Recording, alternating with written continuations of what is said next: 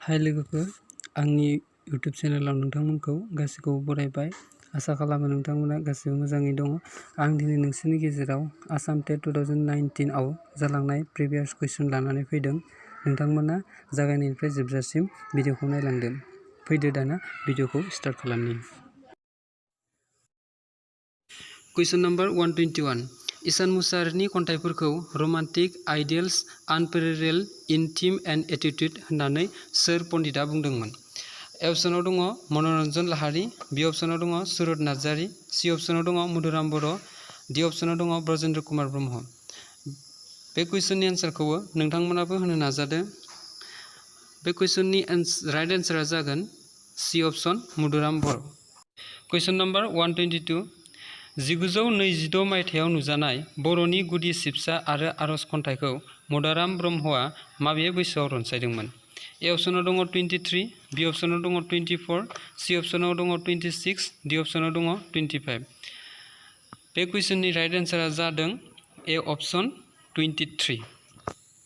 कुइसन number 123। मावरिजाजों जिरायफानाय सोदोब बेखेवफाफोरा जाबाय। ए अपसनाव दङ उन दाजाबदा, बी अपसनाव दङ गुबै सोदोब, सी अपसनाव दङ उदां सोदोब, डी अपसनाव दङ ए, बी आरो सी माने गासैबो। बिनि राइट एन्सारा जाबाय ए अपसन उन दाजाबदा। कुइसन नम्बर 124। माबे मायथाइयाव रुपनाथ ब्रह्मनि नाजानायाव बर' हारिमु आफादआ बर' हारिमुखौ गोदान दिल्लीयाव सुबुं सान एबा गणतन्त्र सान फालिनायाव दिन्थिफुंदोंमोन? ए अपसनाव दङ 1956, बी अपसनाव दङ 1952, सी अपसनाव दङ 1949, डी अपसनाव दङ 1959।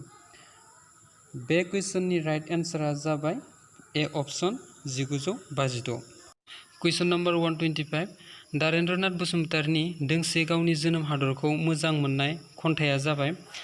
ए अपसनाव दङ जा हाबाब, बी अपसनाव दङ आसामपुरी, सी अपसनाव दङ हायनि सुफिन, डी अपसनाव दङ गामि गोदान।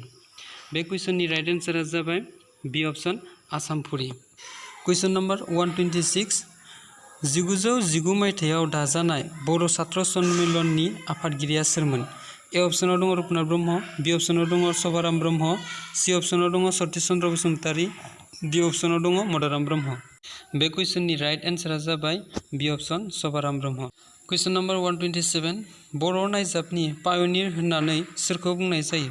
ए अपसनाव दङ सतिश चन्द्र बसुमतारी, बी अपसनाव दङ दारेन्द्रनाथ बसुमतारी, सी अपसनाव दङ मनिराम इस्लारि, डी अपसनाव दङ उमेश चन्द्र मुसाहारि। बे कुइसननि राइट एन्सारा जाबाय ए अपसन सतिश चन्द्र बसुमतारी। कुइसन नम्बर 128। गासा सावनाय खन्थाइखौ सोर खन्थाइगिरिया लिरदोंमोन? ए अपसनाव दङ खिति भुषण ब्रह्म, बी अपसनाव दङ जलधर ब्रह्म, सी अपसनाव दङ रुपनाथ ब्रह्म, डी अपसनाव दङ प्रसेनजित ब्रह्म। बे कुइसननि राइट एन्सारा जाबाय ए अपसन खिति भुषण ब्रह्म। कुइसन नम्बर 129। बिबार लाइसिनि सेथि बोसोर सेथि बिसानाव रुपनाथ ब्रह्मनि बबे खन्थाइया नुजादोंमोन?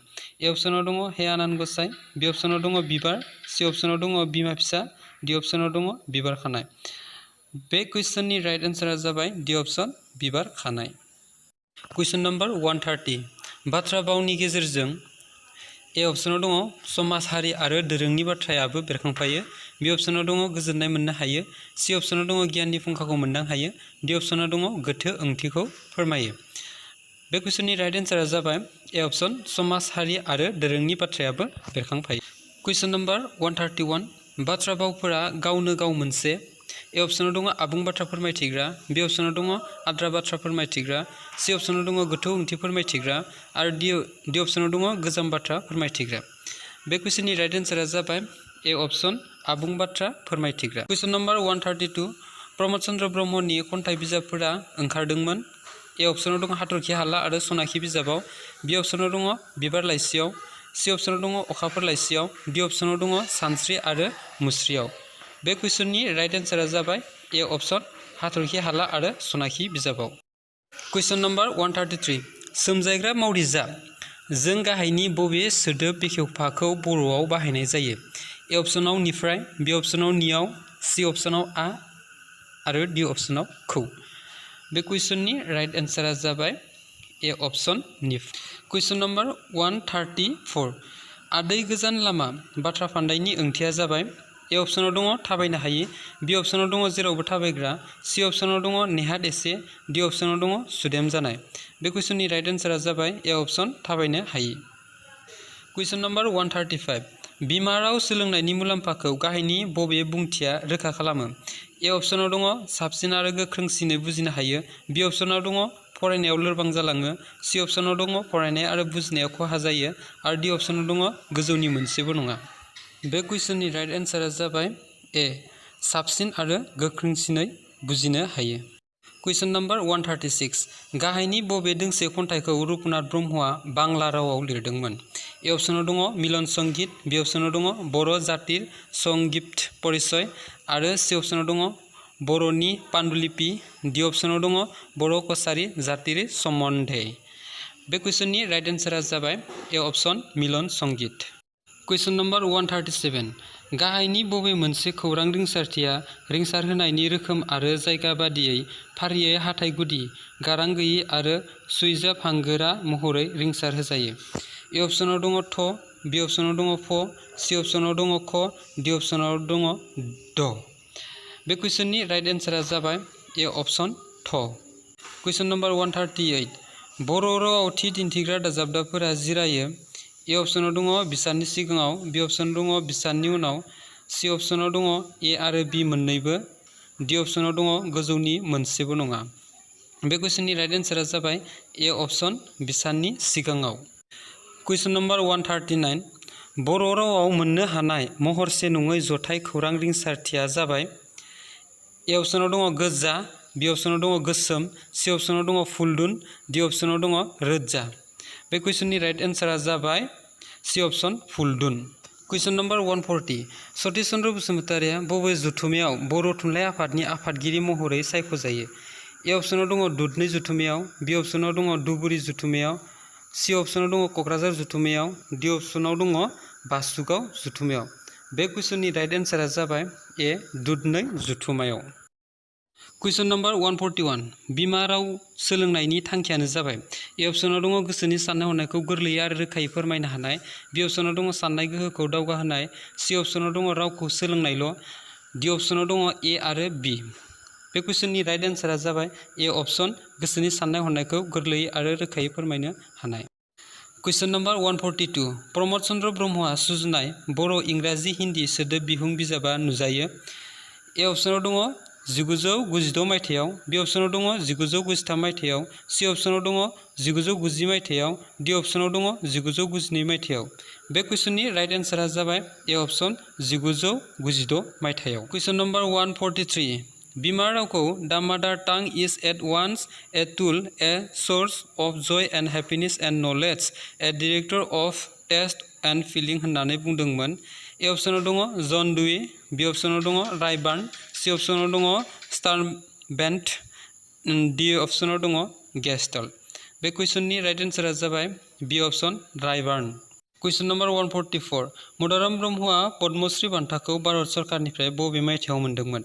ए अप्शनाव दङ 1988, बि अप्शनाव दङ 1990, सि अप्शनाव दङ 1961, डि अप्शनाव दङ 1992। बे कुइसननि राइट एन्सारा जाबाय ए अप्शन 1988। कुइसन नम्बर 145 जुलि बिजुलि नायजाबखौ रनसायदोंमोन? ए अप्शनाव दङ दारेन्द्रनाथ बसुमतारी, बि अप्शनाव दङ सतिश चन्द्र बसुमतारी, सि अप्शनाव दङ उमेश चन्द्र मुसाहारि, आरो डि अप्शनाव दङ भबेन फोरोंगिरि। बे कुइसननि राइट एन्सारा जाबाय ए अप्शन दारेन्द्रनाथ बसुमतारी। कुइसन नम्बर 146 बिबार लाइसिनि नेहाथारिया बुंनाय बायदिब्ला बांला आरो असमिया लिरबिदांफोरखौ बिबार लाइसियाव सेबखांफानायनि जाहोना जाबाय? ए अप्शनाव दङ दाब दाब जायगायाव थानाय बर'फोरखौ खौसेथियाव लाबोनो थाखाय, बि अप्शनाव दङ लिरबिदां गैयिनि थाखाय, सि अप्शनाव दङ लाइसिखौ समायखांहोनो थाखाय, डि अप्शनाव दङ ए, बि आरो सि गासिबो। बे कुइसननि राइट एन्सारा जाबाय ए दाब दाब जायगायाव थानाय बर'फोरनि खौसेथियाव लाबोनो थाखाय। कुइसन नम्बर 147 इसान मुसाहारिनि जोनोम जानाय गामिया जाबाय? ए अप्शनाव दङ थुरिबारि, बि अप्शनाव दङ औवाबारि, सि अप्शनाव दङ बावरागुरि, आरो डि अप्शनाव दङ गदामारि। बे कुइसननि राइट एन्सारा जाबाय ए अप्शन थुरिबारि। कुइसन नम्बर 148 बिबार मुगाखौ हमनाय जायो? ए अप्शनाव दङ 1920 मायथाइनिफ्राय 1937 मायथाइसिम, बि अप्सनाव दङ 1930 मायथाइनिफ्राय 1950 मायथाइसिम, सि अप्सनाव दङ 1921 मायथाइनिफ्राय 1939 मायथाइसिम, डि अप्सनाव दङ 1919 मायथाइनिफ्राय 1937 मायथाइसिम। बे कुइसननि राइट एन्सारा जाबाय ए अप्सनाव दङ 1920 मायथाइनिफ्राय 1937 मायथाइसिम। कुइसन नम्बर 149 गाहायनि बबे मोनसे सोदोबनि जथाया मुंमाखौ महर गोनां खालामनानै दानाय बाथ्रा फान्दायनि महर? ए अप्सनाव दङ खाफाल गोजों, बि अप्सनाव दङ खर'मोन, सि अप्सनाव दङ गोथां गोसो, डि अप्सनाव दङ उननि लुन। बे कुइसननि राइट एन्सारा जाबाय ए खाफाल गोजों। कुइसन नम्बर 150 लास्ट कुइसन बिमा रावआव गाहायनि बबे मोनसे बाथ्राया गोथौयै हाबनानै थाफायो?